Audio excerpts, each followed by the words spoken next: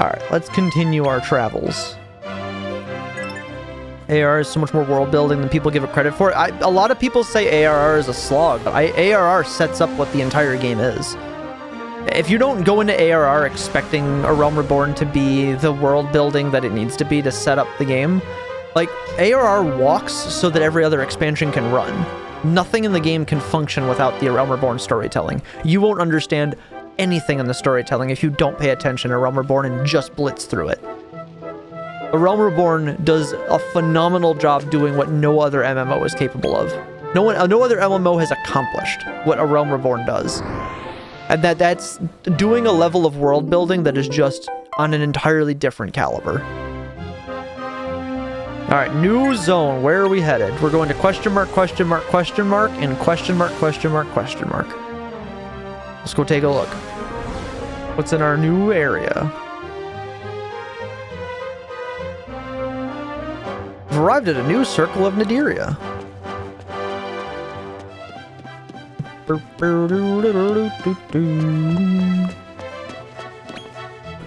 Nim, Karn, the Void Scent, Elementals, Amdapor, War of the Magi. Yeah, that's not even the tip of the iceberg. That's just some of the things.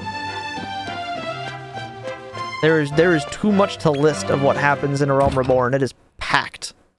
Packed with world building and content.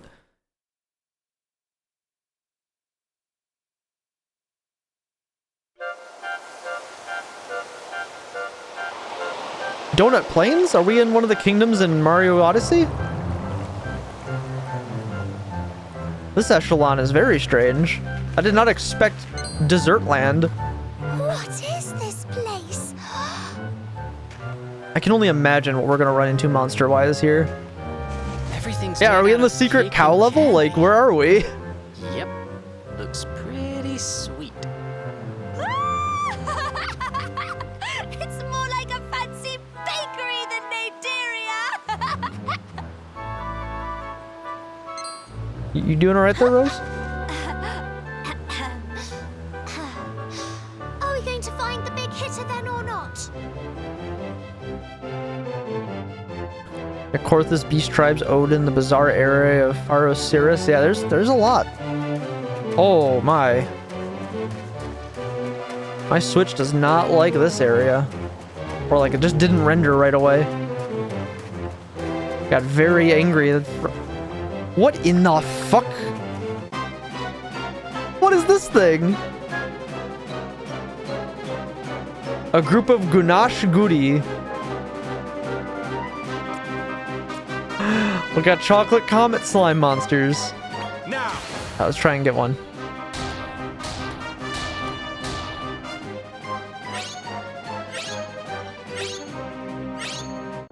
Yo, we got the Gunash Goody. Alright, yeah, we're leaving that name because that's funny. So this has to be a slime monster based on that name, right? Oh wow, they start at level 13 here. I'm kind of glad we're a little over leveled. What do they get? So they get Sweet Talker, so heal, tongue lashing, sleep attack, buff, max HP, and then I have a defense booster. Okay, so that's pretty cool. Oh, so we've seen a lot of what's here. There's not a lot of new stuff here. A couple of new monsters. This is one of them. Tough pastries, yeah. Enticed or perhaps entranced by the alluring aroma, this is what becomes of Choco Slimes who pop their heads inside tempting pockets of pastry, only to find themselves firmly stuck.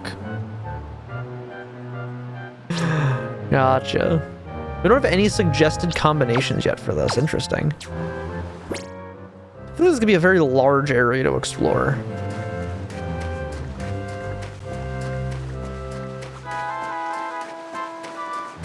Definitely gonna need to do a little grinding though, for sure. We're gonna need some levels on all these new monsters we got. Oh, we got more she slimes to track down here. Okay. Strangely alluring. Miss. Did I enable that emote?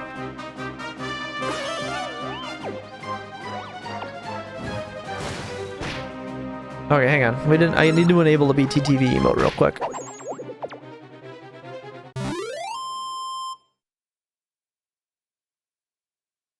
Give me just a second. Twitch. Where's my BTTV? Okay, Small Fry just rocketed up in levels. Stingray's rocketed up in levels.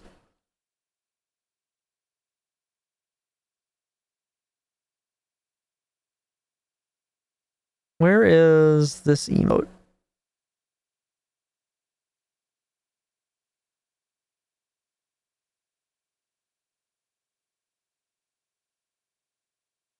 Can I get it to just give me... Searching? No, it doesn't.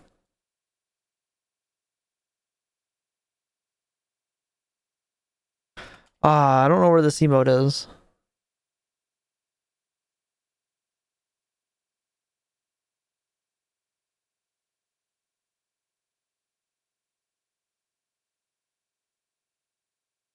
Where is it? Where is it? Hang on. Pulling like every possible emote on the damn website for it. Some of these don't even make sense. Okay, hang on, let me check FFZ. It's probably not on this one.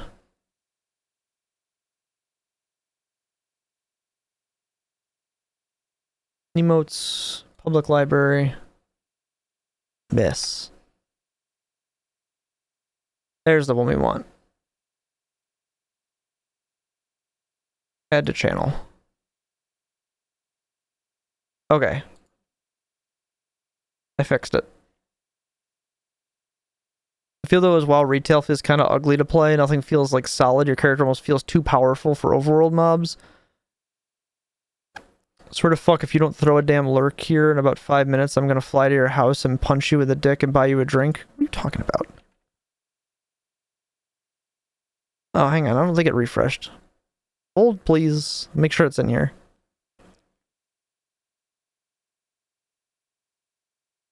There's the miss emote. Cider sounds like a Lalafell player. Cider would play a Lalafell.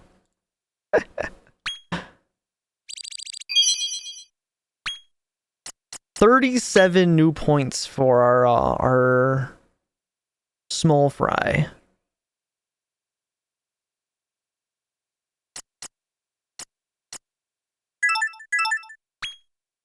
Unlock a bunch of these. Buffing the shit out of Stingray's abilities. Hey, we got the Gunash. Let's give you all the defense.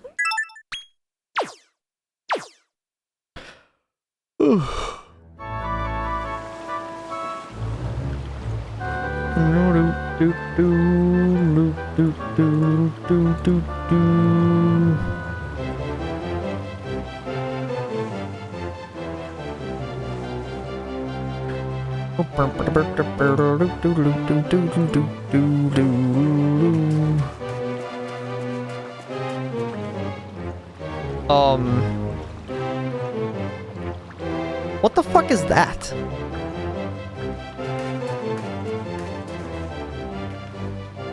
That's definitely like the big monster for this area, but what are you? I've never seen this before. An Iron Maiden?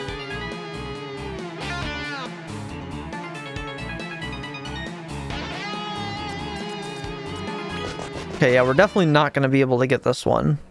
Because that's going to go about as well as all the other ones have gone so far. Alright, well that's a cool one. Alright, I wonder what the hell we're going to do with her.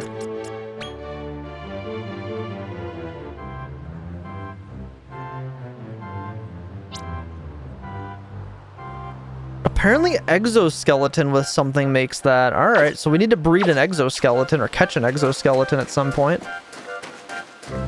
Because that's definitely something I'd like to get my hands on.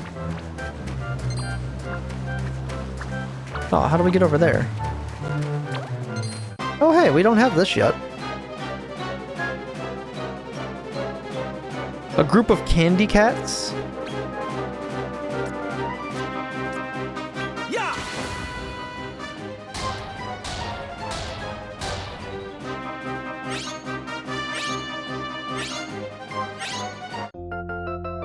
You know what's really funny that sets this apart from Pokemon? The fact that status effects have a specific animation that plays for the different monsters. Pokemon doesn't have that. The new one doesn't, at least, which is both depressing and confusing at the same time. Enfeebler and Cragward. Oh, alright, weird. So Candy Cat was a new one. These carefree kitties are beloved by some of their trademark for their trademark lolling tongues and fetching stripy coats. Their fur is delightfully fluffy, but it's probably best not to attempt to pet them. Pokemon needs a leader. Pokemon needs to understand what design scope is. That's more what Pokemon's fucking problem is. Pokemon doesn't need a leader as much as it needs to understand scope. It's very bad about understanding scope, unfortunately.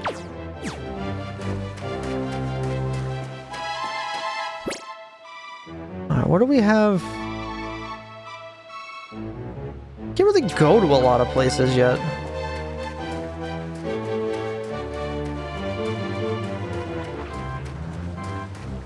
We can go this way. But what's over here? Not like a Yoko Taro or a Miyazaki. Yeah, that's really the issue. Is I think they definitely do need someone at the top who understands what their audience wants, because they're doing what World of Warcraft was doing for a very long time, and I don't think Pokemon and its leadership team really understand what they're doing. Is this, but it's what World of Warcraft was doing for a very long time, where World of Warcraft wanted to make game A, but its players are playing game B. And Pokemon doesn't seem to understand what game it's making. And I think that's really a big issue with their design overall, is they just don't seem to get it.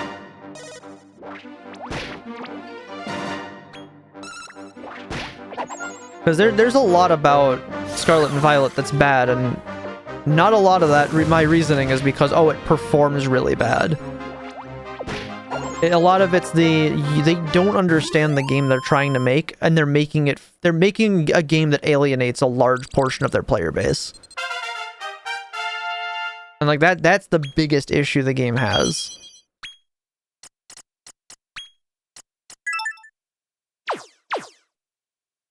Its tipping point of fall off was X and Y. X and Y was definitely where a lot of the issues I have design-wise with Pokemon started.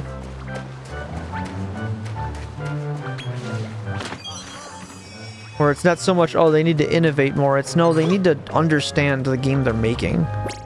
Their scope is not within scope. They're just kind of making.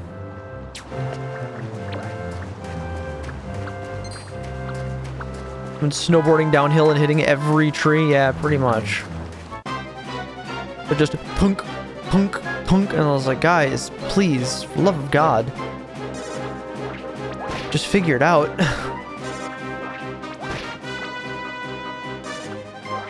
Like, the fact that Sword and Shield only really functionally had two major problems, being its storytelling made no fucking sense, and for an RPG that's kind of bad, and then its performance at times was linked not only to its online being piss poor, that being super disappointing, but just sometimes just functionally being unplayable was very disappointing. Otherwise, they landed it with what Sword and Shield was. They had every feature and design philosophy the game needed to have. Arceus was a really cool spin-off release that came out, and even for its shortcomings, it was a pretty solid game. It's a pretty solid game overall. And then Scarlet and Violet is such a functional step backwards. It has an eighth of the features that Sword and Shield had for no reason, and is functionally a worse game in every capacity. Like, it's just like, why did you step so far backwards with your design after you nailed it? You nailed it with Sword and Shield. Was it perfect? No, but you were on exactly the right track and then decided, let's just completely 180 and just run that direction instead. And it's like, why? Why? You look at Black and White and find what made that tick and relearn how to... Yeah, Gen 5, the Black and White, Heart Gold and Soul Silver, and then Black and White 2... was such a good design philosophy. I don't know why they changed that. Like, I don't know what changed that caused them to deviate from that design concept, but that was they had the golden formula. The golden formula, and then they just completely axed it for no reason.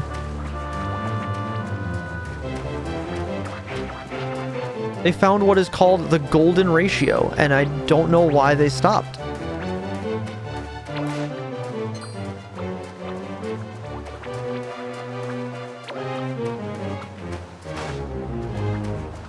Oh, okay, we can climb this way.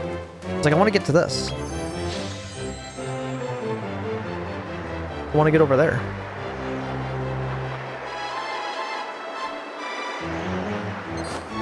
Like, I'm playing this, and like, I'm having so much more fun playing this than Pokemon, because it feels like a finished video game.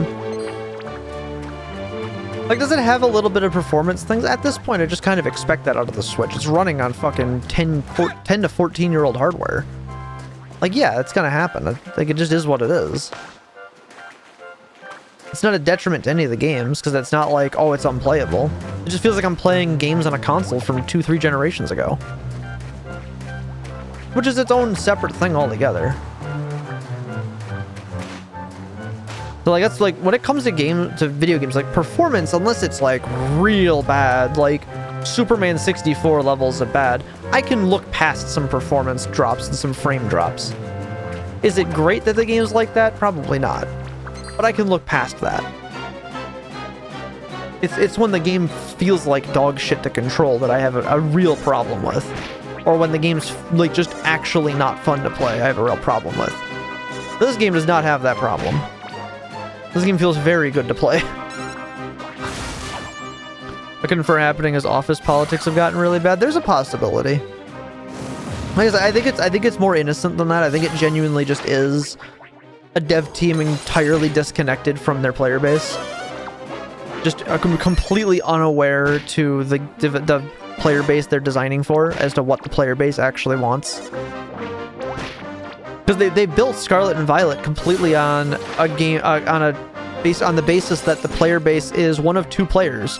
You're either a competitive PvP tournament player or you are a shiny hunter. And the game is made for you if you're one of those two people. If you are any other player of Pokemon in any other capacity, the game is not made for you in the slightest.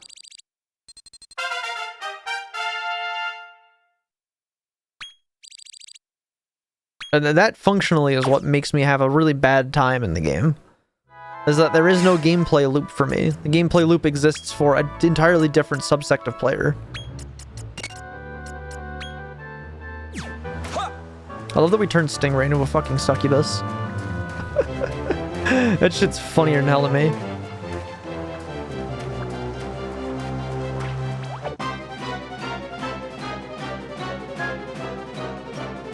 Yeah, it's a lot of possibilities. Yeah, it's a lot of possibilities where they really haven't decided what they want the game to be, and that's really the issue. WoW dealt with that identity crisis, and Dragonflight's been its opportunity to try and get that under control and like find its identity. It just looks like the way they're taking the game is likely going to be an identity that just doesn't fit me as a player, and that's fine. I'm not super upset about that. I haven't enjoyed WoW for a very long time, so if it's really just I start not enjoying WoW not because it's a bad game, but because it's a game that's not made for a player like me, is completely fine to me, honestly. I can be okay setting a game down knowing, okay, I still like this game, it's just not a game made for me anymore. Which is kind of where I'm at with Pokemon. Like, really, my, like, boredom with it was, like, waiting for this game to come out, so I had a monster collection game that I knew I would like. Think of how why Classic grew the player base versus Wrath? Oh, for sure. It's not even a hard thing to tell, is that it's Classic's rigidity and ability to have such a diverse way to play the game, and that it's made for the player first, and any type of anything else second, is a huge fucking calling point. People like that Classic doesn't have a quote-unquote meta. It doesn't have like a completely solved situation. That's a big thing. Classic has that level of you can play it with basically complete innocence, and people can just enjoy it for what it is rather than needing to chase, you know, the best possible tactics and, you know, optimizing everything to hell and back. It's not that kind of game. That's why people love old school RuneScape. It's the same reasons.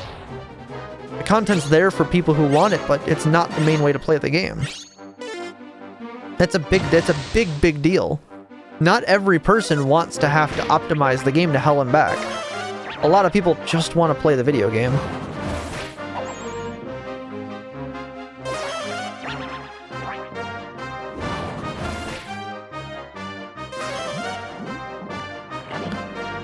The hormone called the Soperin that pairs bonds people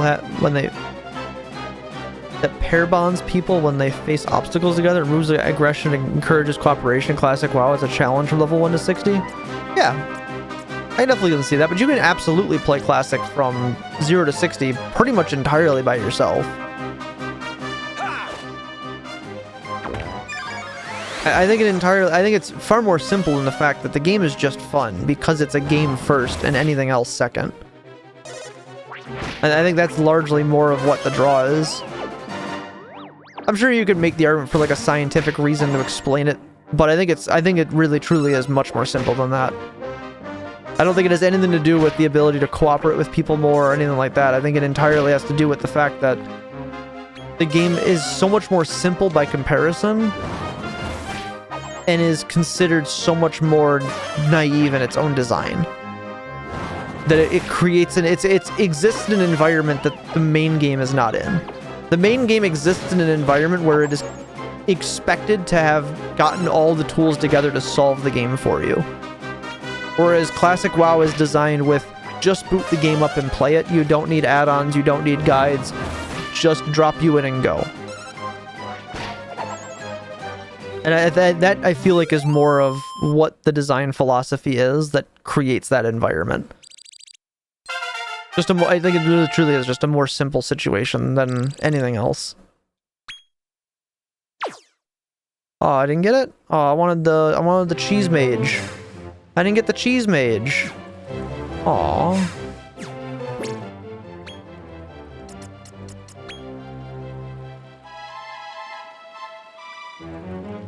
I wanted the cheese mage. So I think it's continued to grow versus Wrath's Flatline. I think a lot of that does also have to do with people didn't realize until after they took away the BC servers why they liked Burning Crusade so much. And I think a lot of people had a lot of rose-tinted glasses about why Wrath was good, when Wrath is actually the expansion where a lot of the like not good design of World of Warcraft that exists today started. A lot of people forget that that's the turning point of WoW, why it took, and that Wrath's drop-off started during Wrath, not because Cataclysm launched. And I think a lot of people didn't want to admit that, and I think they're only just now realizing it. A lot of people kept playing Wrath because the games that they wanted to play that would replace Wrath didn't come out until after Cataclysm came out. How do? I think a lot of people forget that. Star Wars The Old Republic, Lord of the Rings Online, Final Fantasy XI, EverQuest 2, like all those games came out when Cataclysm launched. People kept playing Wrath because they didn't have any other option, really. All the new games that adopted WoW's model and were doing their own spin on it were all Cataclysm launches. That's why people left during Cata. People were already not happy with the fact that from Classic to BC, you played the entire release. BC, you didn't just play the most current patch, you played the entire expansion. Wrath was when it started you play the patch, not the expansion. Because you didn't need to go run Naxxramas, Malygos, Obsidian Sanctum, Vault of Archivon, and then like go and do heroics and get your badges. You just did heroics and got your badges and went straight to Ulduar. You skipped all the prior content. When TOC came out, you didn't do Ulduar, you didn't do Naxx, or any of that previous content. You did specifically Trial of the Crusader and went straight into that content. ICC came out and you went straight into ICC. You skipped all the previous content. You played the patch, not the expansion. And that drained people because what was there to do? You made a new character, you were just straight into the new content right away. You didn't have to go do Karazhan to get your tier set or your gear pieces, to then also pick up Gruul and Magtheridon to then go do Serpent Shrine. And then once you were done with Serpent Shrine, then you would go back and you would start running TK, and then when TK was done, you'd go and prog Illidan, and when Illidan was done, then you'd go do Sunwell. You had a whole progression across the whole expansion at any point in the game. That was taken out in Wrath of the Lich King.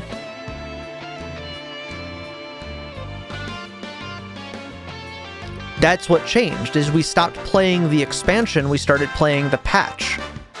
That burned people out and burned people overall from Wrath. And I remember Rift came out, Star Wars The Old Republic came out, Final Fantasy XI launched, Lord of the Rings Online got really big, EverQuest 2 was in development, among numerous other things, like new Call of Duties and stuff. Guild Wars 1 was out, Guild Wars 2 was just coming out at the end of Cataclysm. People left in Cata not because Cata was bad, but because Cata was bad because it had the same design as Wrath, and people didn't like Wrath.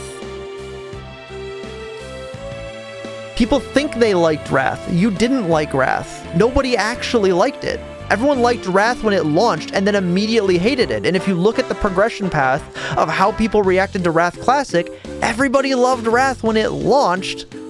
And then the second Ulduar hit, everybody realized this cat expansion fucking sucked.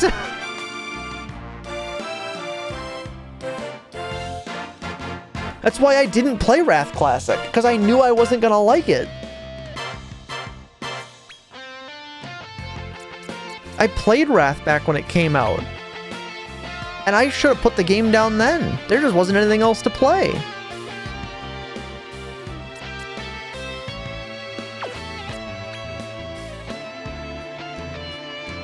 Oh, we can make the Dark Slime finally.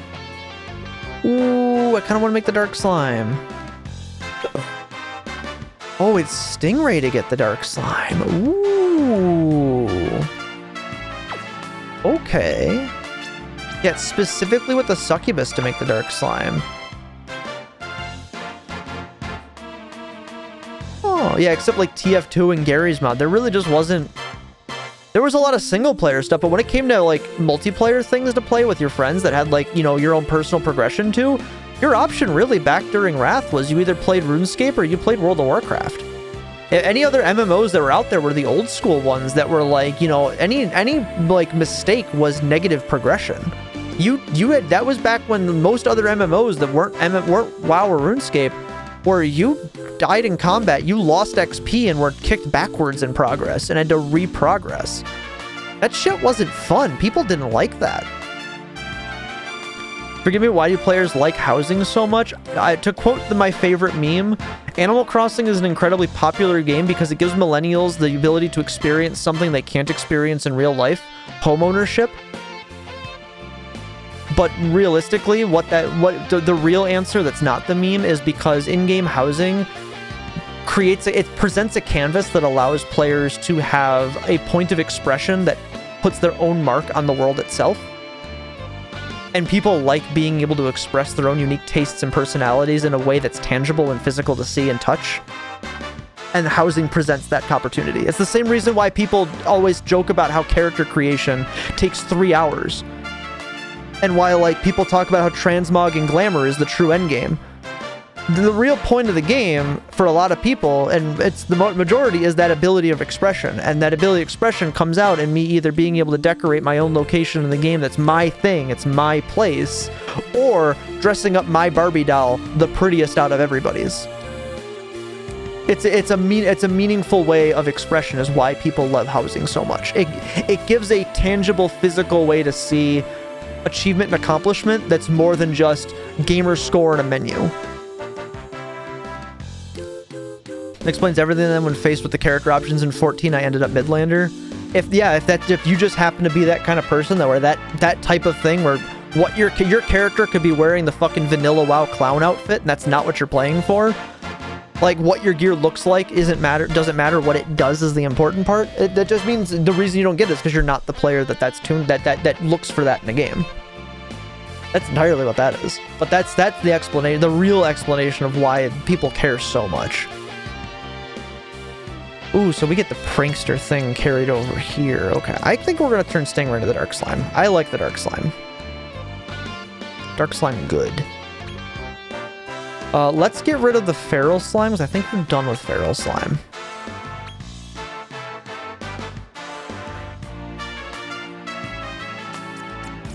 I think I want to keep Dark Artist. Dark Artist seems really good. Like Taliesin's copium of player housing is so weird to me. Yeah, if it's things that you don't need, for you, it's not what you look for in the game. That's gonna be like, why do you want this? Like, who cares? And I think that's really all it comes down to is that. Do we want Prankster? I think we don't want Prankster.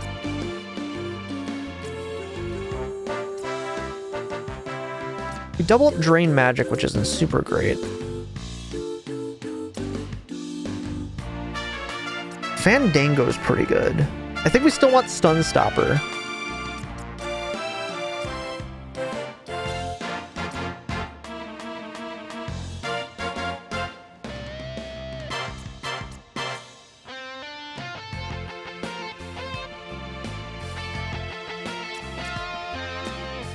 Oh, maybe this.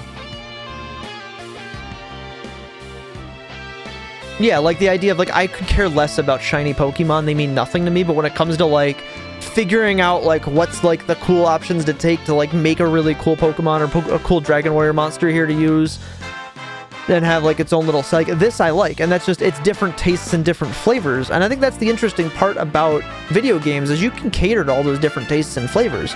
And MMOs are a game where you have so much freedom to do that with. Look at RuneScape. Look at both RuneScape and old school RuneScape. It's a veritable fucking buffet of flavors. You want a flavor, it exists in that game somewhere for you to go experience that flavor. That flavor is there for you to go enjoy. Is WoW Battle Pets better than modern Pokemon U? WoW Battle Pets is a completely underserved concept that was introduced and never really built on. Like, they keep throwing new Battle Pets into it, but it's a completely underserved function of the game. That's one of those things, like, I really wish they would give that some breath to move in. Throw some devs to just, you guys go make Battle Pet content. Do something with this feature, because it doesn't have any love to it. WoW Battle Pets has a lot of potential to be on par with, like, a Dragon Warrior Monsters or a Pokemon, and I was so excited for it and so let down. It's one of the biggest missed opportunities that they have they have always had that door left wide open to access and refuse to walk through the door to take it. They can do so much with it and have done nothing with it. So if anything, it's the most disappointing ability in the disappointing feature of the game, because it could be so good and it just isn't.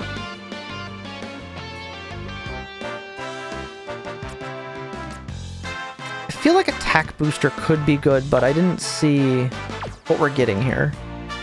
No, Attack Booster's worthless because we're all Wisdom based. We're not going to have a great Prank Slime then, because we're not getting... We really need a Wisdom up, and we're not getting that. So we definitely want to take Dark Artist, take Stun Stopper. At least MMOs was figuring out systems and jobs or mechanics. Like, I spent a full day testing each race as a warrior in Classic WoW and figuring out why Troll is almost the best option. Yeah, it's one of those things. I think the only thing that really burns a lot of people on that is that because of how the internet works now, that information, like, propagates and, you know, condenses so fast that it's very easy now for that information to be available that there almost isn't a puzzle to solve after a while. And I think that definitely burns some people out on that, the ability to do something like that. But I definitely understand it. I love the theory crafting. I do really love the theory crafting. Alright, because this one's a viewer, we gotta carry the name over.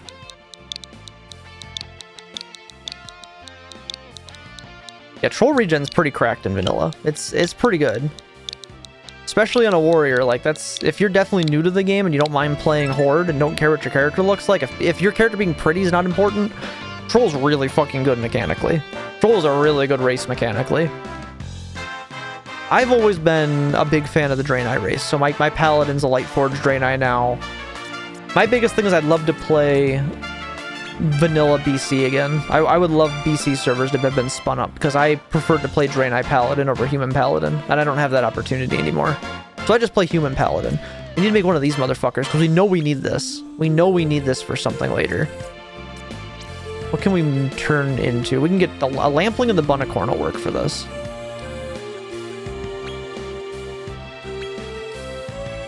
Night Elves suck the worst as warriors? Yeah, Night Elves are only really good as warriors because of their passive dodge. Their dodge passive is why you see a lot of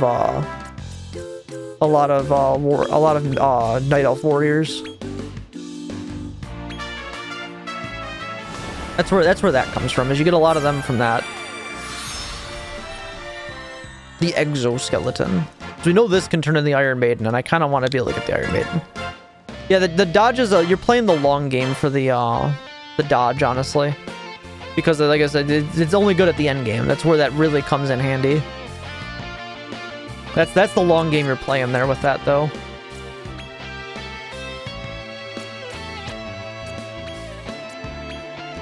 I don't think Small Fry makes anything super interesting yet. Yeah, I don't see anything here I'm super excited to have. The hardcore's worse because you only have 1% dodge and nothing else, yeah. Definitely, Night Elf Warrior is probably like the hardest hard mode for Warrior.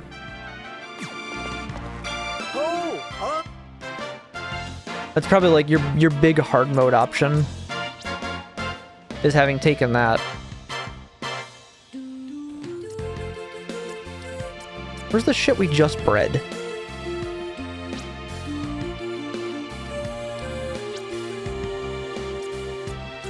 Oh, they're on our main team here. Oh yeah, because I cleaned my team out.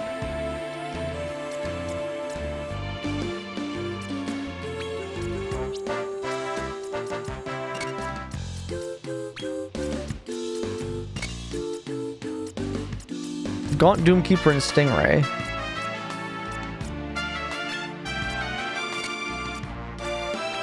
Keep the Small Fry in here for now. Forsaken have more spirit than humans. 14 gets a good monster race sometime soon. I know they're adding the final cutscene for the current patch. I know that shows off that they're adding in the female Hrothgar coming with the next expansion. So that'll be pretty cool. So they're gonna be probably like a Rogadin, like a female Rogadin-sized cat race. So that'll be neat. Definitely a little excited to see what that looks like, what they do with that. I don't know if we'll get like any of the beast races as a playable race someday. It'd be cool to have one of the beastmen, but there's a lot of logistics with how that works that would not be easy to implement at all. It's a big reason why why it's hard for them to it was hard for them to get like the Vera and Hrothgar added in, and why they have so few hairstyles and like helmets added to the game so far for them is there's a lot of back-end work you need to do to go back and then refit everything to a brand new skeleton, because those all use new skeleton models. So it's not like you can just go copy paste and drop it in, because they don't use the same thing. That's why the Drakthir don't have armor in their dragon forms, and they have their they have the shoulders and belt, and that's all you get, and everything else is customizable in the race menu. Is for that exact same reason, is it's just that becomes so much work to put so many years of refitting everything to a new skeleton is very, very hard. That's why the allied races are all new versions of races that already exist. Because all they're doing is making a new skin pack for a race, and everything just fits on the model already. They can just go copy paste dwarf skeleton, copy paste dwarf fitting armor, and then just name it a new armor kit, or name it a new race kit, add it to the race editions list, and everything already fits on it. You don't need to change any of the models or anything.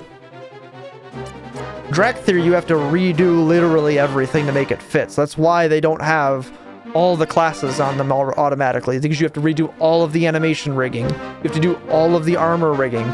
All the spell effect rigging has to get done again. That's a lot of fucking work. Yeah. And this is one of those, like, you just really sometimes can't sacrifice your dev time for that. It'd be nice for the players if it was like that, but yeah, Elezen's definitely in the realm of they need new models.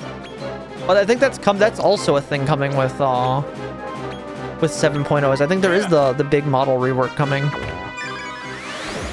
They're doing like all the big graphical reworks of everything, so that should be coming soon. So maybe we'll see some updated animations for the core races of the game. Texture, a lot of the times it'll come off as texture only, but I don't think they've truly like explained what it's gonna be. So until we get like a full overview from the devs specifically on it, I'm not inclined to just assume anything.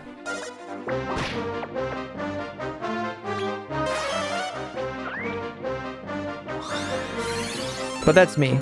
That's where I stand on a lot of that. Is I don't like giving into the rumors on things. I wait until we get. I like to try and wait until we get like an official announcement on what it's gonna truly be. Because they've shown textures, but I haven't seen anything more since that, and that was a while ago that they showed textures. Like the Elezen, the concept art I love, but then you get in the game and you're like, why do Elezen walk like boards are stapled to their spine? I mean, they are very posh. The Elezen are a very posh race, so that does kind of make sense. It does, to a certain degree, make a little bit of sense.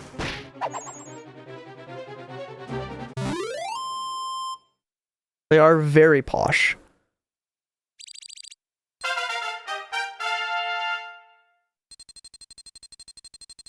Oh, Stingray's like level 7 already.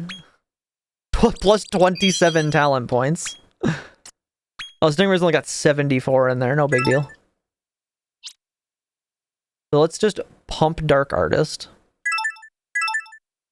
We just unlocked all of the abilities.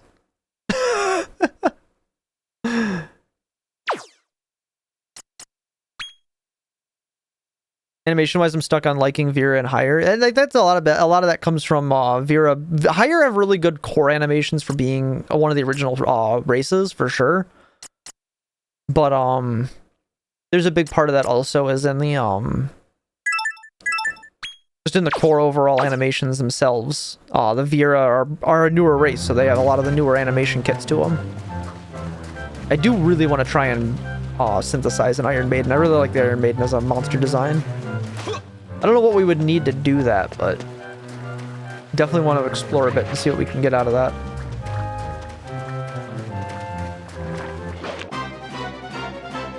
Yeah, I am interested to see, because I feel like they would probably do... If there was a time to start doing it, it's going to be in probably 7.0. We'll start seeing it, or at least they'll start talking about doing some adjustments to some of the older animation styles.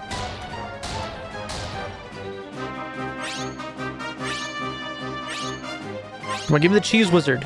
Fuck.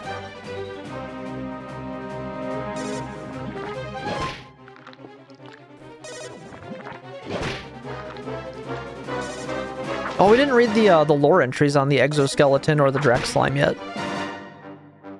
Any 2024 game hype? I think the only one I'm really excited for is a game I already know I'm gonna like.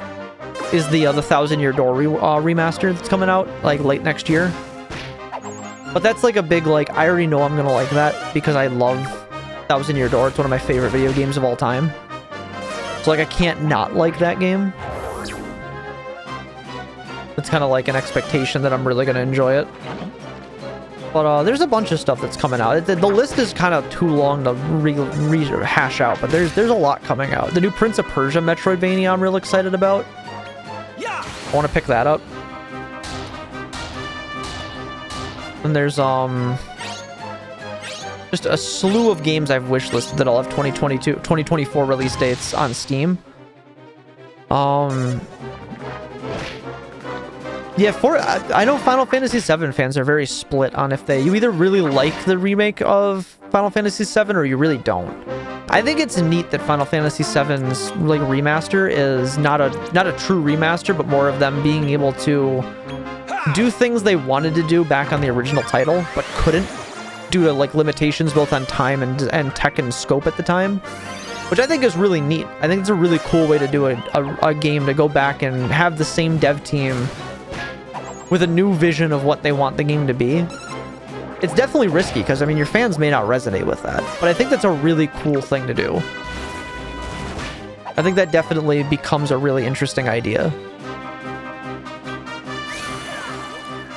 But I definitely understand why there's a lot of people who are like, oh, I don't know, man. But having lore drove too much, I found a logistical break in the world building that is pivotal in one character, and if they ignore that, the cosmic horror element wins.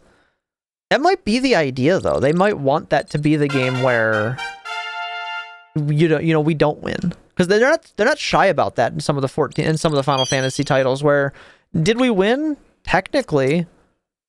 But did we really win? Like, at what cost did we win? Like, it's a Pyrrhic victory at times in Final Fantasy. And I don't think that's a bad thing, honestly. I think that's an interesting, like, story element. That your victory isn't always a success. Do I know FF7 lore? I only know that once you get past a certain point, I fall off on it because I stopped caring. Because the entire concept of we're trying to stop Shinra and deal with, you know, them destroying and taking over our lands, and, you know, they're literally killing the climate, just turns into it's Sephiroth, big cosmic horror, like, you know, god entity thing going on with Genova and all that, and like that hard pivot in the storytelling in the original game just made me not care. Now. So I'm not a big fan. I don't have a horse in the race because I'm not a big fan of Final Fantasy VII to begin with. It's like I just think it's a neat concept, but I don't have a horse in the race because I didn't finish FF7 because I set it down. And after having watched a playthrough, I'm kind of glad I did. But I don't really have any intention of playing the new one anyway. Are you like me and like Stormblood's low tier stuff than Shadowbringer's Emmett Selk show? You talking low tier as in it having the ability to do world building and, you know, down to earth storytelling akin to A Realm Reborn, and that's why it's an enjoyable storytelling? Yes, Stormblood's one of my favorite stories in the game. I love Stormblood. Even if it has a couple of faults and failures in it, it's an overall great experience, and I think it does a really good job. I think overall, I liked it way more than I liked Shadowbringers. I think Shadowbringers leaned too far into the cosmic entity stuff, and while it wrapped itself off very nicely in Endwalker, I still didn't enjoy it anywhere near as much as I enjoyed Stormblood and A Realm Reborn. And Heavensward, I liked the story of Heavensward, but Heavensward as an expansion overall, I'm really not a big fan of, because I played it back when it was out, and it was a really badly made expansion overall for gameplay, as far as gameplay purposes are concerned. The only fault's the Ruby C, and I feel like that was the last minute thing. Now, the Ruby C honestly wasn't a big problem to me. I liked the Ruby C quite a bit, actually. I think that ties together super nice. I think the Ruby C was built very well and turns into a really nice and engaging series of content to go through. I think what's jarring is the introduction of the swimming mechanic. I think maybe could have been done better, and the scope of the area itself maybe is the major fault of the zone. But I think overall I quite enjoyed the Ruby C and the role it plays. I think giving us that established, like, down to the level, like, how does this all work as why Kugane is not part of the Garlean Empire, but Doma fell to the Empire entirely. Like, the Confederacy's role in that plays a big purpose, and how their neutrality and that ability was threatened, and how that kind of plays into the new experience, the way Doma gets pulled into the greater resistance plays in really well, and like establishing, you know, why the Al Rad couldn't stay down at Suinosato and stay there and, you know, just exist. Like, oh, they would be safe there, when that clearly wasn't going to be the case, that they wouldn't be safe there forever. And that's what drew them into having to be involved in the war. And the Confederacy plays a gigantic role in being able to establish the ties between the Domans and the Aura of the steppe. Without the Confederacy being there, without the Confederacy's existence, Kugane would have fallen to the Empire just as well as Doma did. The Confederacy is the reason that Kugane was able to establish the trade agreement. So now the Confederacy absolutely isn't bloat at all.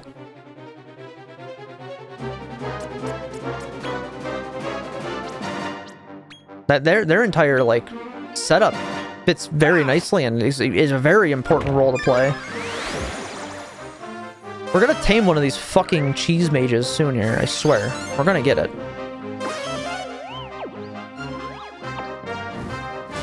Now, if anything, the one, like, thing that 14's Stormblood expansion kind of did, I think could have explained better and flowed a little nicer, was how you end up going from Girabanya to then traveling to Doma to invite the you know, resistance from the other side of the Empire, so that you were the Empire was having to fight on two fronts.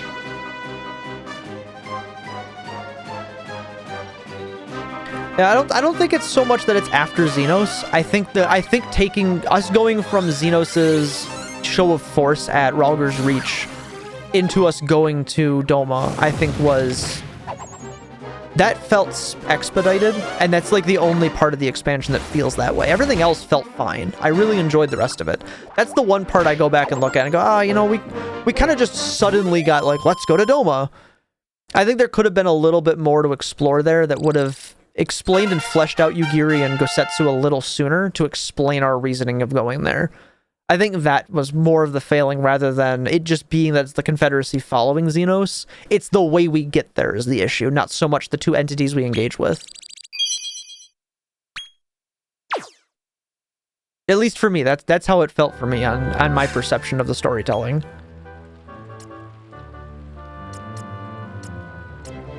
I don't want to move the exoskeleton into the main line, that's all, so we can get some EXP here.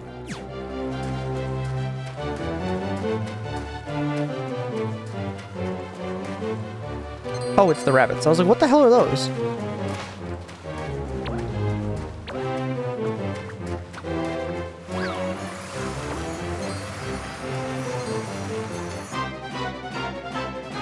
Now we're in summertime. Now.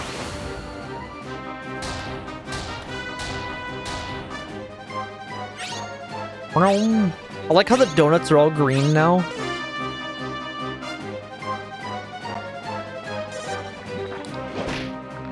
I do like how the donuts are all green now. I still can't get over how big my fucking she slime is. Just by accident. Here.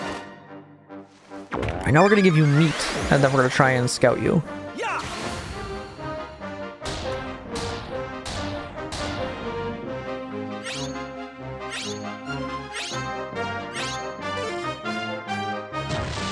Beans, but they denim.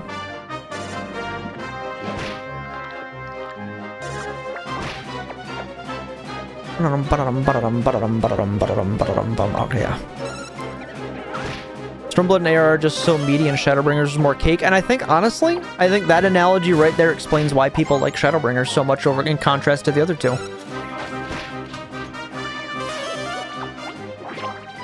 I think because they're so meaty between ARR and Stormblood with how much there is to digest for the world building and so much of what's touched on, it makes it difficult to digest. It's difficult to digest for people because it's so cumbersome. I think that's really you could argue that's the only downside. Like that's the only reason people prefer Shadowbringers. Is Shadowbringers is very, this is the track we're on, where those two other ones are very sprawling and they cover so much. And I think that's is like probably the best analogy you could have to explain why people like it more.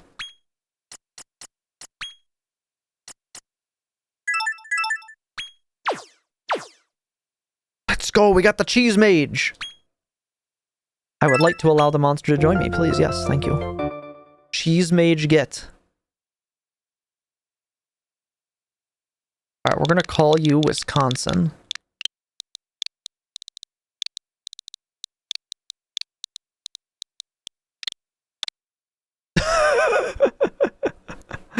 We're gonna call you Wisconsin. The factor I felt is that Navrant wasn't my home. It doesn't feel like you're in Eorzea. I felt the exact same thing, honestly. It was a cool place to visit, but it's like, this isn't Eorzea. It's the same problem you have with why Burning Crusade was initially not met with a great response, is it takes you out of Azeroth. It doesn't take place on Azeroth.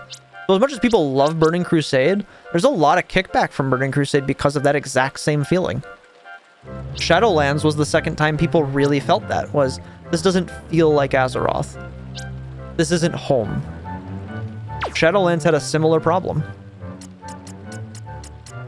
Shadowlands had other problems, but that was also a big thing that was another thing people felt similar to, again, like just like in Burning Crusade. Alright, let's stuff Drain Dodger in here.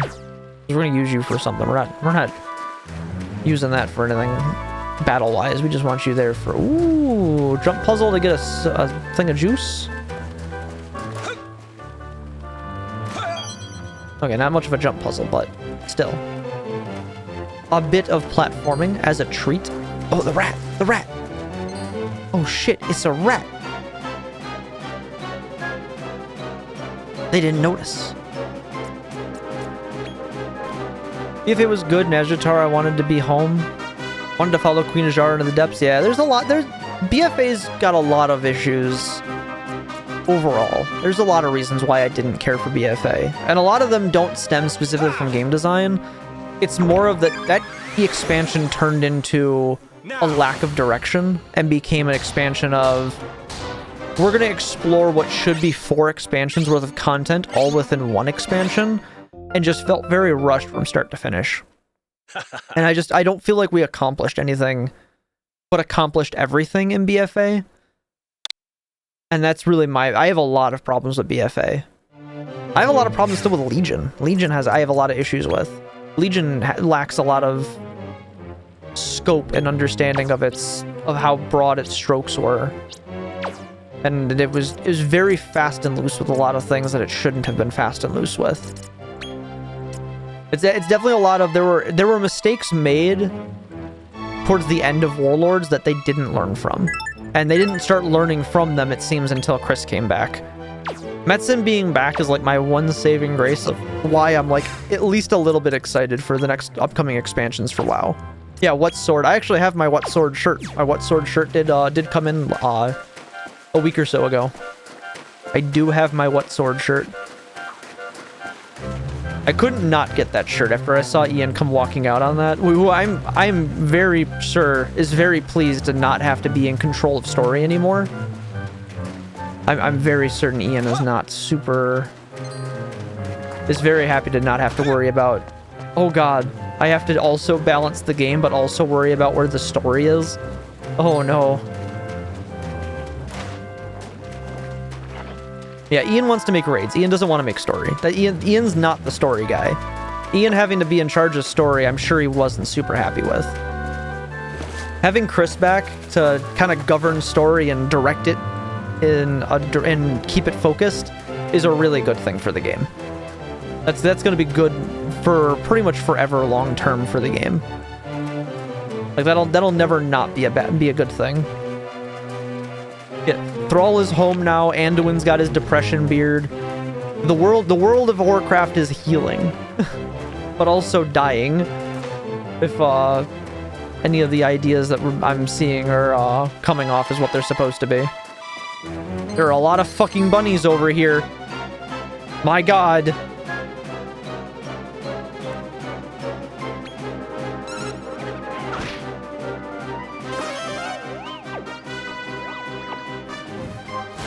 Xal'atath and Najara compete for hot villain lady status. I mean, I've seen just, the face, just her face so far for what they're doing with Xal'atath's new model rework, and I'm already like, I look like this emote.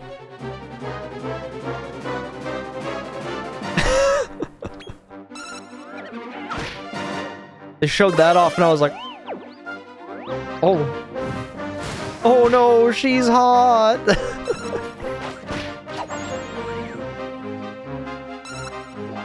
Yeah, I think at least story-wise, I'll probably enjoy The War Within quite a bit. As far as if I'm going to go, like, any deep on the gameplay at all, probably not. I'll probably play it for, like, a good month at release, but I still haven't gone back to run the current raid. I still got to go back and do, the Emerald Dream raid. Which I'd like to do. I am interested. But as far as, like, grinding the game and, like, actively working for something on it, I don't know if I really care anymore. To be completely honest, I truly don't know if I can care. You have Bow Before Me, Queen Ajara, and Gaslight, Intimidate, Whisper, Girlfriend. Yeah, in both cases, no, you cannot fix her. No, my god, please, and pick anything else. What's wrong with you? What's your taste in women? Toxic. Literally poisonous. So incredibly bad for me that you can't even possibly imagine.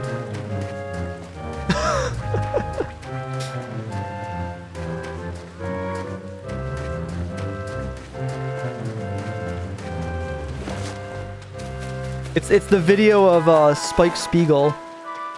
I really like I really love a woman that can literally kill me.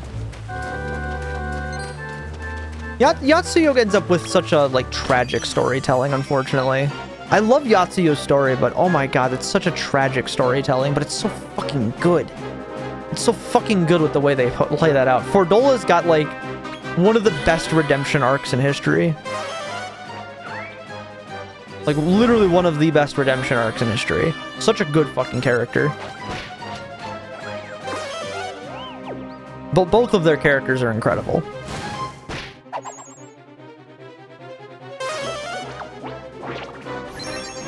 Still pales compared to Zuko. I'd put Fordola pretty high up there with Zuko. Fordola's definitely got the same undertones that Zuko has.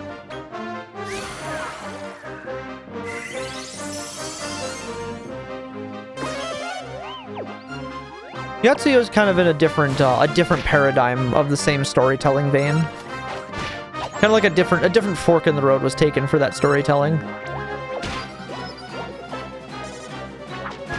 I think her arc was rushed too fast. No, I think it took the path it needed to, honestly.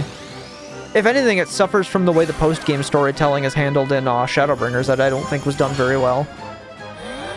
Because they needed to do the whole Emmett Selk storyline in a whole nother realm to explain where the storytelling needed to go to progress forward. Which I think could have been done a different way. I don't think we needed to do the whole separate shards worlds thing. I get why we did it, but I think that could have been done a little differently.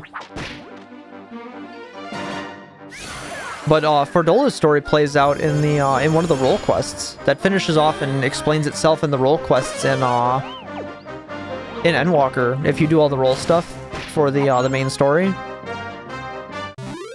that all plays out there. Black Rose and Varus, that all gets explained in the Whirlit storyline. That's where that all kind of plays out. Black Rose ends up getting handled through probably the one, like, that I would call Black Rose the one Chekhov's gun, because they introduced that and then immediately backpedaled off of it, because it does get answered during Fandaniel's storytelling in Endwalker, but it gets answered in the fact that it is destroyed by Gaius and Estinian, and that little, like, scenario you get to play through as them in their incursion into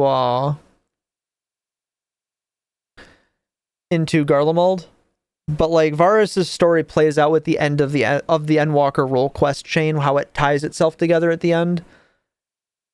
But even then, like, that's not handled well. Like Black Rose was definitely Chekhov's gun.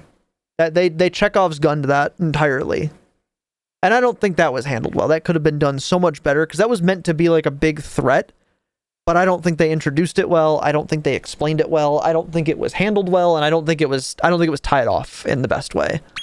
I think that could have been much, much better. All right, so now that we're up to level 10, let's see if we can't get the egg to do something. We've seen everything, right? Yes. No, there's two other spring things over there we gotta go look at. Yeah, they introduced a weapon that the game didn't have an answer for, and that's why it became the we can't use this. Because there was no way to mitigate that. It was almost like they wanted to introduce some of the storytelling of Final Fantasy VI and then not realizing right away, oh, wait a minute, this story isn't told like Final Fantasy VI, we can't do that.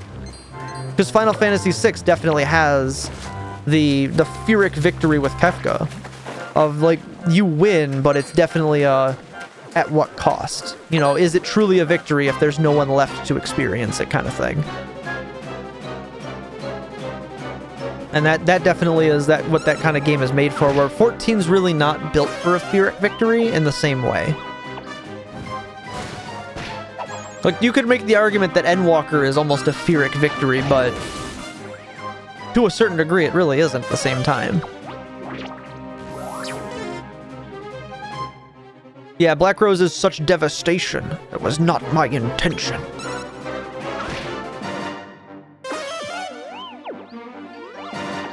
Gaius von Belzar was a really, really fucking good villain. And then he turned into such a well-done character. They had such good plans for that character. That character played out very, very well.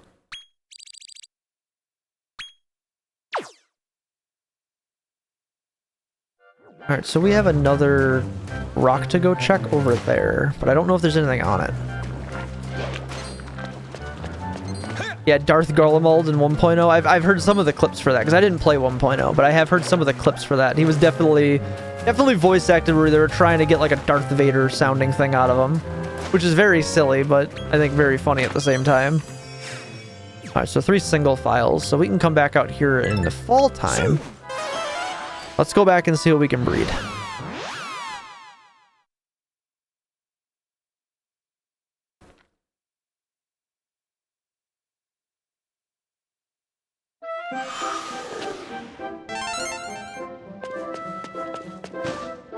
What can we make?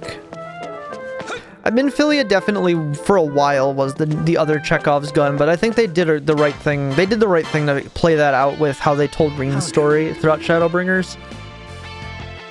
I think they definitely solved that. That they needed an out on. That didn't work the way that I think they wanted it to. But I think they found the out they needed to get to where they needed to be with it. The moldy slime, the spiny slime. Yo, we can make the angel slime? Oh, I think we're on the right path, chat. We're starting to get some new shit in here. We're starting to get some big upgrades. We got some big lads coming up in here now. We have some new monsters showing up. Oh, we got options. Yeah, there were 2 outs. They missed their off-ramps in a couple of spots. What can the angel slime be made out of? Okay, so Stingray can go from the dark slime to the angel slime. The behemoth slime is another path. I feel like the behemoth slime might be our way into king slime, which is a really good path of progression here. I think I want to take that path. Oh, there's a lot of options with... There's a lot of things that the dark slime is used for. Holy shit. So yeah, dark slime looks like it's going to definitely be... I wonder if it's specifically the dark slime or just a certain tier of slime that's giving us these options. I'm gonna need a lot of dark slime. There's a lot of monsters in this dark slime tree that I want.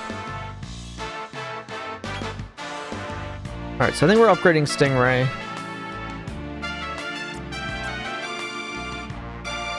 Let's get rid of Vendragora and we'll upgrade here.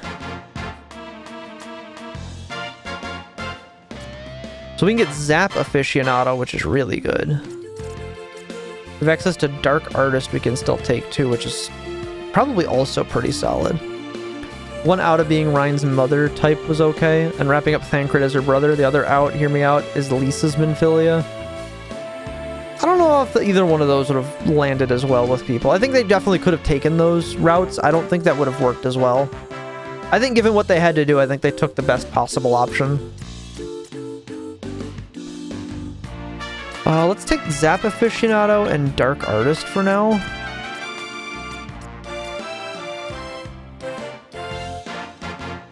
We'll just take these. They're probably going to be building forward.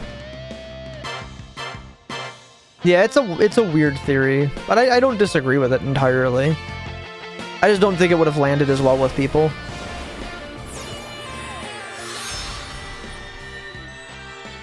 That's a very small behemoth slime.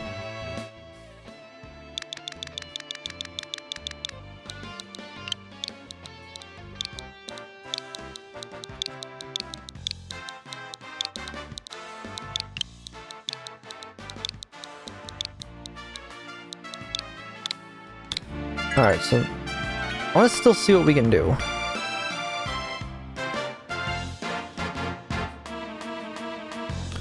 Hexton Ward or Alamegan daughters of resistance leaders who ended up in Ul'dah, who had a tragedy in their past? Yeah. I definitely can see where you're drawing the connection. I think it's just more of a, would it have landed well with players based on how the story had been told up to that point? And I think that's really more where I'm falling off the... I think it's cool, I just don't think it would work the way we would want it to. Come again. Alright, so This is where the planning stage comes in.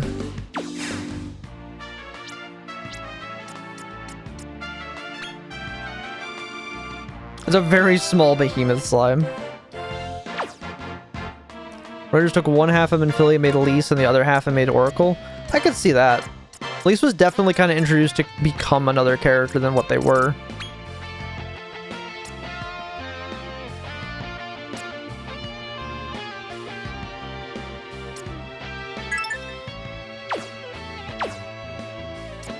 Yeah, I don't think we're gonna keep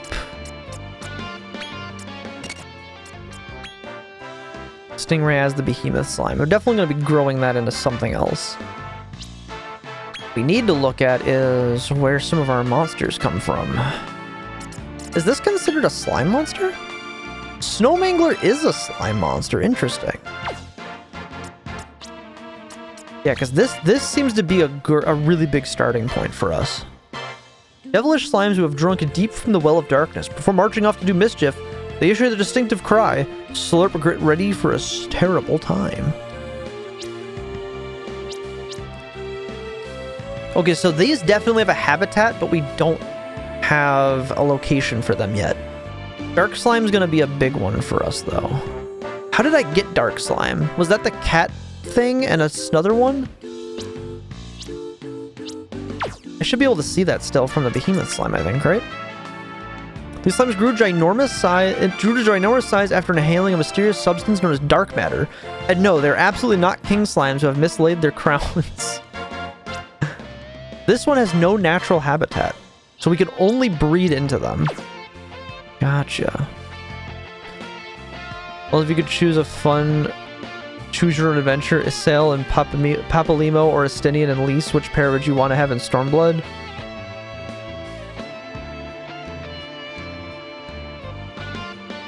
Oh, that's a tough one, because both of those are fun. Like, there's all the different combinations of all four of those characters are fun. Just make that the main cast of Stormblood instead. Tell a different story this time. I think that could be fun for sure.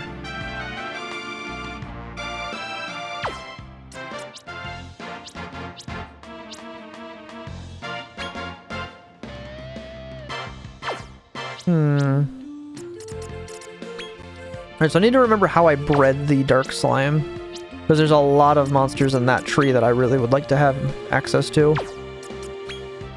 That seems to be our starting point.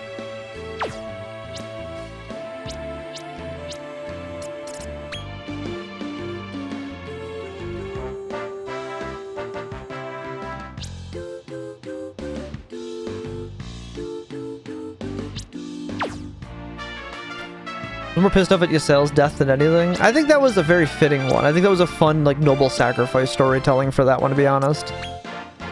We don't have the other side of this yet, do we? No, we haven't seen the other side of this one yet. Give us the only female Elezen rep for the main story and then just knock her off. I do think it fit for the storytelling, personally.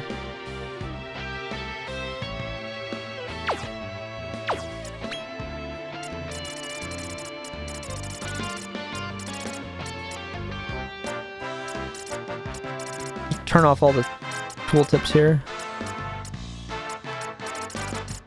I'm sick of seeing all the icons here.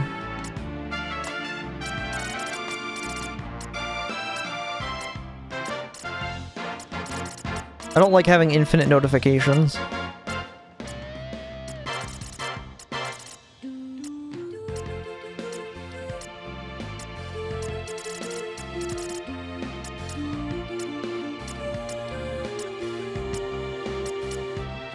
There we go. Already had Urianger, so Estinian wouldn't be too vacant of a spot. Yeah, I think Estinian's probably sticking around for a while. I don't think they're going to get rid of him. I think the characters we have now are pretty much the characters we're going to have. Like, we'll get some introductions of characters where they're going to have it, but I think they're going to handle it more like Lise and, fucking, what's his nuts? I can't remember his name now. The Doman guy. The fuck was his name? Drawing a blank all of a sudden. No, not Ardbert.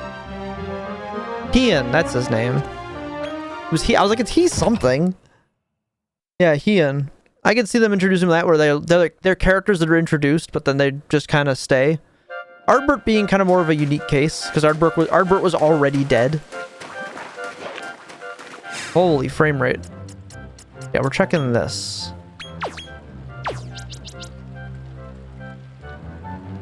Oh, it was the Fang Slime and the Succubus. How did I make the Succubat, though? Yeah, Ardbert was also another split part of his M soul, so that was also the more unique thing there, too, of Ardbert's situation. So I would say, I wouldn't claim that he's like, ooh, this particular thing. Yeah, so that... The Succubus, we gotta track down where the fuck we can get them, too.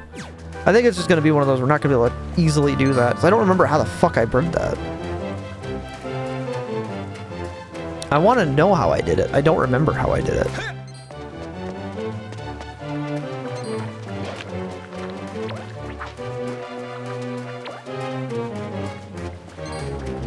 Also gotta find... Oh, the snowman guy's probably at the winter time out here. Is probably why we haven't seen him. Now that I'm thinking about it. The snow slime probably doesn't show up until the winter. Because it's one of the only ones we haven't tamed here. And then there's one other monster that's probably an autumn specific one. Yeah, see, Circle of Indulgence, wintertime only. Losing Moonbrida wasn't too bad as we had Merlwyb as a faction leader. Zell made me more mad than sad. Oh, that's fair, I can see that. I think that's a big thing is, yeah, Snowmangler might be really good for us. This might be our move. I think that's a big part of it, though, is when you want to introduce a character death, I think they're supposed... I would say that deaths like that are supposed to make you feel like that. You're supposed to be feeling something when something that happens, so it doesn't feel arbitrary. Like, it's just like, oh, it's happening because it needs to. More as like, no, how could you do that? How could you take away this character? I don't like that you did that. I think that's the intent. You're supposed to feel that way. And I like that. I don't...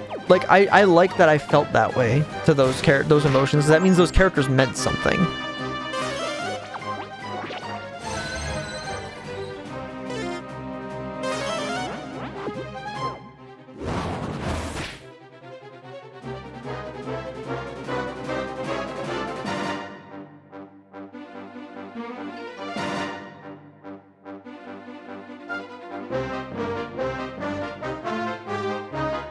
If you're a female Elzen player, you don't get an MSQ female Elzen to talk to for like 2 whole expansions, yeah. I definitely can see that. Like, if you're trying to play... If you like playing one race, you're like, oh, where's my race? It definitely feels a little strange, especially like, I like playing the Aura, but I also started that with Heavensward, but there was no Aura to actually interact with until pretty much like into Stormblood. Even though we got them at Heavensward. I definitely can see that.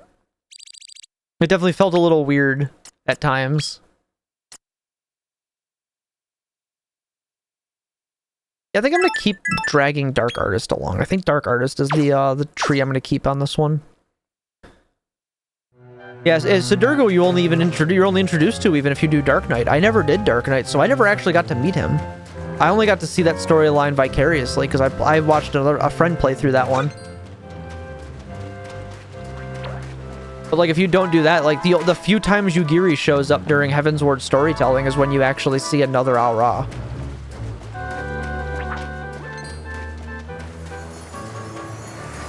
Okay, so now it's autumn, so there should be... Ooh, spooky. Ooh, spooky. Spooky candy. Does that... Okay, so now... What opened up with autumn? There should be new... traveling options here. Ah. Ooh, spookido.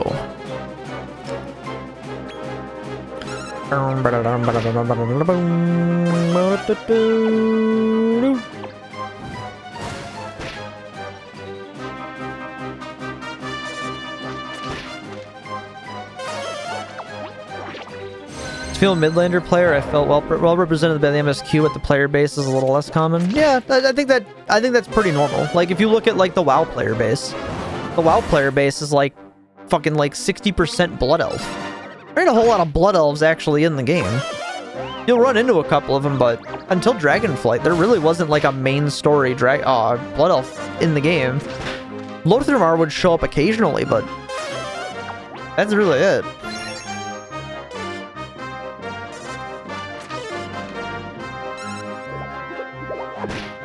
But I think that's a big yeah, Liadrin is like never even in the game. Liadrin shows up in a couple of things.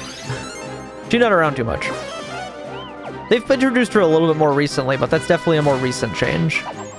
But I think that's a big thing, is I don't think you can use the player metrics to really justify, because like if you did that, like that wouldn't make a ton of sense, because like white scale Al Ra are actually a pretty like rare race. There's not a lot of them out there, and they're very much, they keep to themselves. They're not out and about running around the world.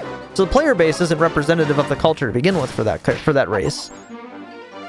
You know, so that really doesn't work out. Vera, even male Vera no less, are extremely rare. Same thing with like male Makote are the same thing. So like those shouldn't be, those should be as underrepresented as they are, because you're not going to see them very often.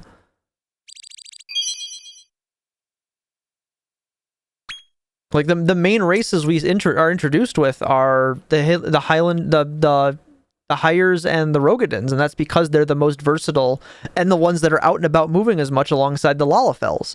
The Elezen tend to keep to themselves to their locations, and the Al Ra tend to stay outside of the black-scaled ones that we didn't have introduced until Stormblood because of, you know, gameplay reasons. So if anything, the other race you would see very often traveling the world would probably be the Hrothgar and the Zayla, but even then, the Hrothgar, for the most part, are also a dwindling race because they were largely part of the areas that were under control of Garlemald, and their kingdom has since fallen.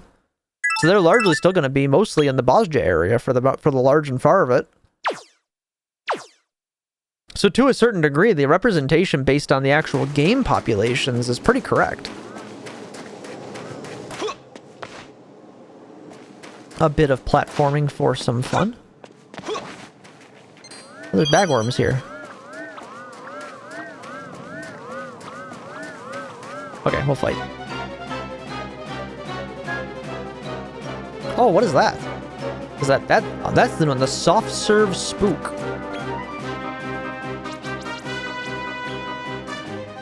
Like the same thing like with World of Warcraft, the Blood Elves. The Blood Elves were nearly extinct, nearly wiped out completely after the Scourge War. With Arthas's march on Quel'The the Lost, it nearly wiped out Blood Elves to extinction. But the player base doesn't reflect that because most people play Blood Elves. There are more people playing Blood Elves than are probably populating in Azeroth.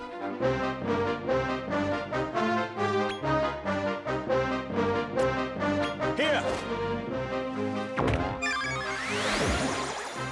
Most populous Elezen players, you see one in a blue Dalamud, yeah.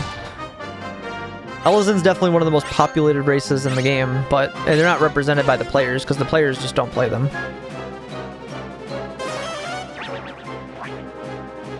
Which that's largely just player taste is what comes down to it. Maybe, like I said, maybe with the texture overhaul that'll change. We'll see what happens. But I think a lot of that is, ooh, cat girls, ooh, dragon ladies, ooh, bunny women. Now. Like elves where normally they would be, you know, up at the upper echelon or outclassed just on the fantasy of you have the other three things that can excel against them.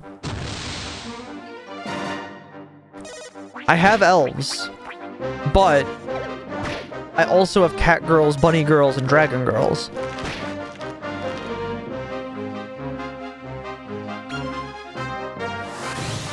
Not really a fair fight at that point, is it?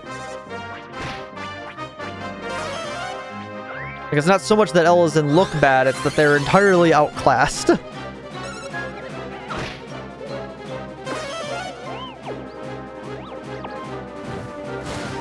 And then that's not even to count that you've got Highlanders that exist, like Highlander women exist. Well, now you've added muscle women to the combo there, and that just creates another tier that's that gets pushed up even higher. So that certainly isn't helping their case.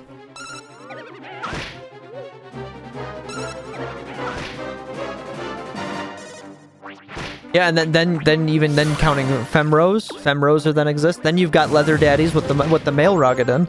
That adds another layer of complexity to the mix. And then you just keep going and going on this, and it's really so far not so much that they're badly made, it's that it's not a contest. In terms of horny character design, they're just outclassed in the game. Elves don't hold a candle to the other options. Elves do really well in World of Warcraft because what are your other options? Tasteful people will pick something like, female orc. Or dare I say it, female Draenei. Large and far, people are going to pick female night elf and female blood elf, let's be real here.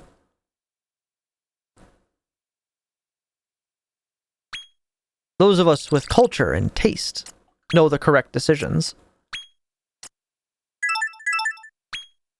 And we got Zamel. Nice. Goat waifu. The then bigger muscle women and femros. And that isn't even counting.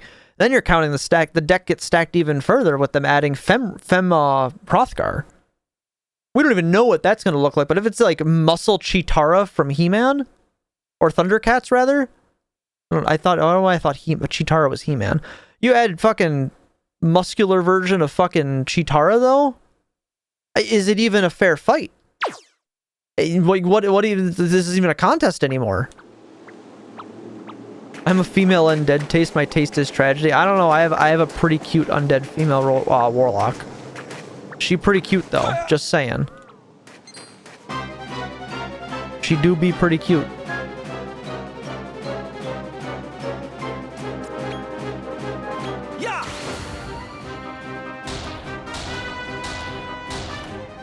Will we get the soft serve spook? Ah. Sleep. Bedge. Now.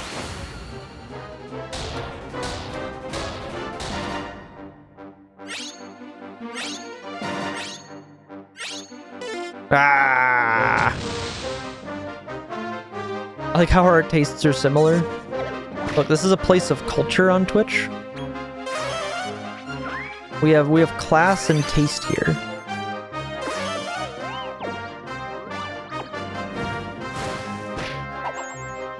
My god, that's a lot of damage. Big damage.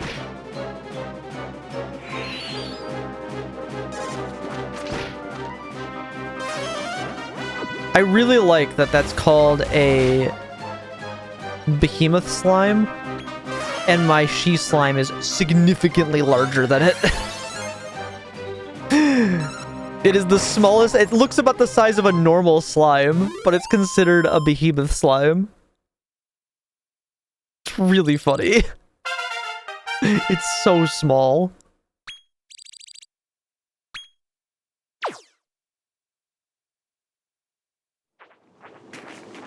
Alright, where are the other autumn? There's one back over there, and there's two across the valley here.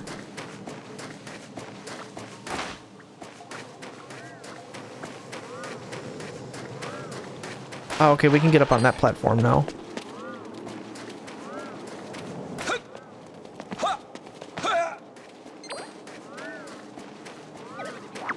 Nothing here. Okay, well, I guess we'll try and get this one again.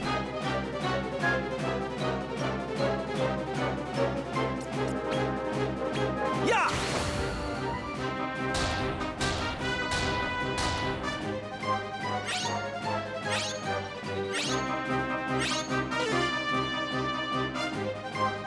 Damn.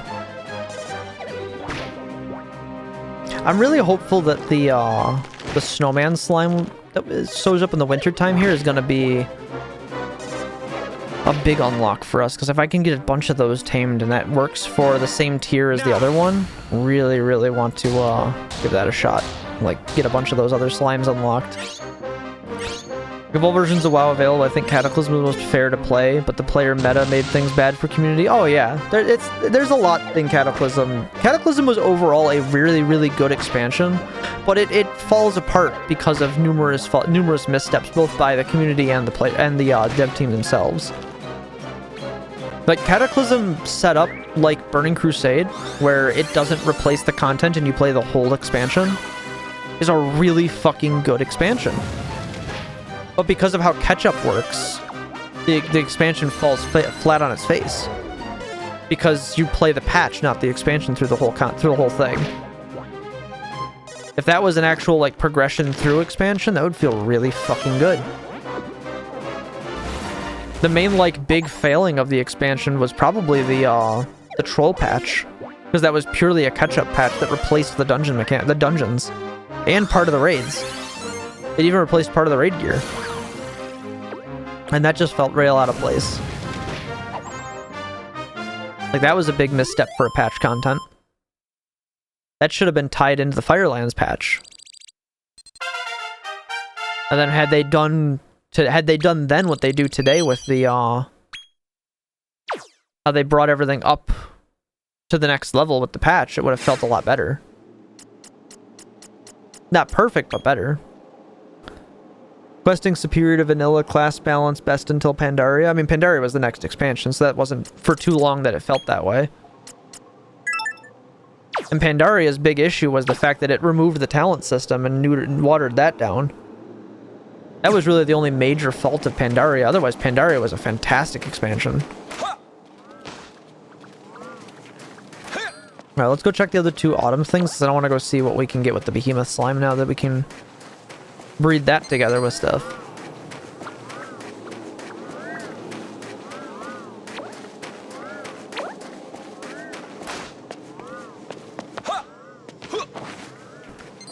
Okay, nothing here. I think this is we were here, that's why. I'll play Classic Kata more than Wrath. I'm probably not playing Classic Kata at all, to be honest. Ah.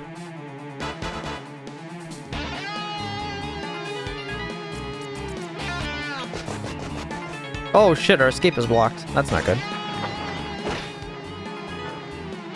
Well, that's interesting news. We didn't die. We fight Durgan, not Emo Boy Arthas. I do think the content overall was really good for the raids for both expansions, to be honest.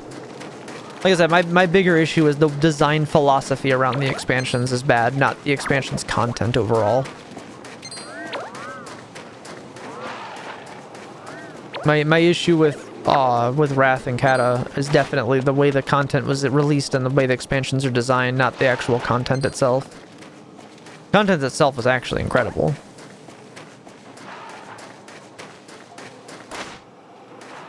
Ah, platforming. Kazan, introducing Kazan was really cool. The fact that we never go back there was not. Never going back to Kazan felt bad. I think the only thing that ever does is the Motherlode dungeon, and that's like pretty much it. Gilneas is supposed to be getting apparently rebuilt, so we're actually going to get that zone back in the game, which is really good. That's a two-come situation, so that'll be pretty good. Because Gilneas as a major city would be a really interesting idea of building up the Worgen and the Forsaken and restoring peace to Lordaeron. And instead of restoring the Undercity, you establish Gilneas as a new major city up there. And it becomes a, like a new focal point for re-establishing Lordaeron with those two kingdoms working together. I think that could be really, really cool to see. That's a story to explore that would be actually interesting, because that brings back that political intrigue storytelling the Classic had. Best questing in WoW ever was Vashj'ir. Yeah, Vashj'ir's an incredible story that no one ever got to experience because everyone hated the underwater mechanics. The underwater mechanics were bad. It was the whole reason people didn't like Vashj'ir. Storytelling, Vashj'ir was flowed very well and was told really, really well. But the whole area got written out of the storytelling because people didn't want to go there because they didn't like the way that the gameplay worked. The Z-Axis introduction did not go over well.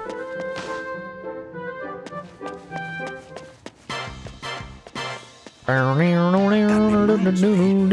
let's take a look and see what the behemoth slime can become.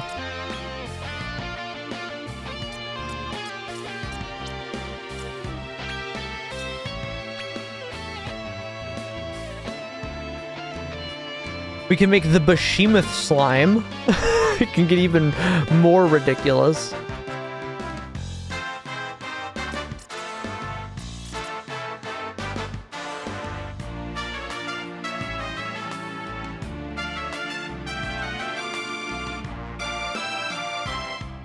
Oh, I kind of want to do this.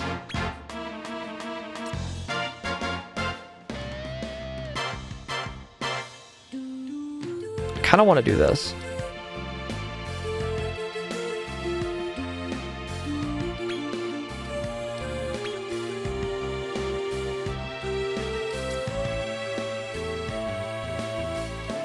Ooh, spicy slashers, a really good changeover.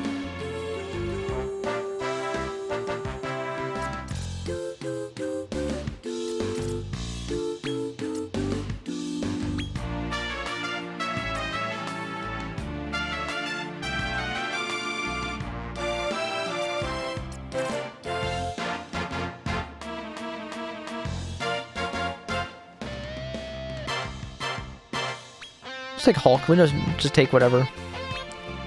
All right, Stingray gets another upgrade. To the Behemoth slime. Almost as archaic as EverQuest in 2023. I think vanilla questing has its own little place to exist in. I think it's nice that it exists in the vacuum it exists in now. I think it's the best spot for it.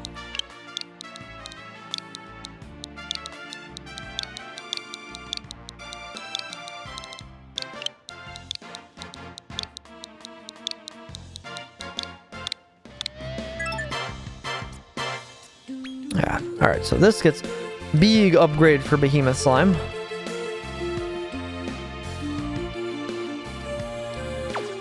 Come again. Now we got Stingray's even stronger. Stingray's flexing on him.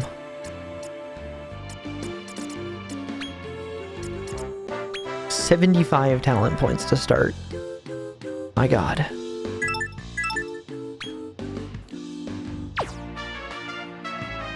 I think it'll be more fun in the gameplay access for me than 14 MSQ. Go here, talk, fight 3 dudes, repeat until dungeon.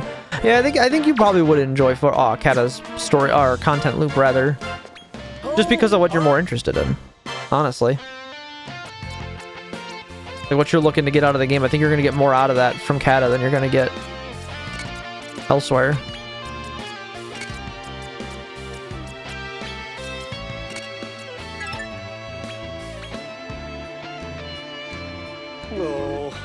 Part of me wishes I had like a guide to follow in terms of breeding the monsters, but I kind of like doing this without that.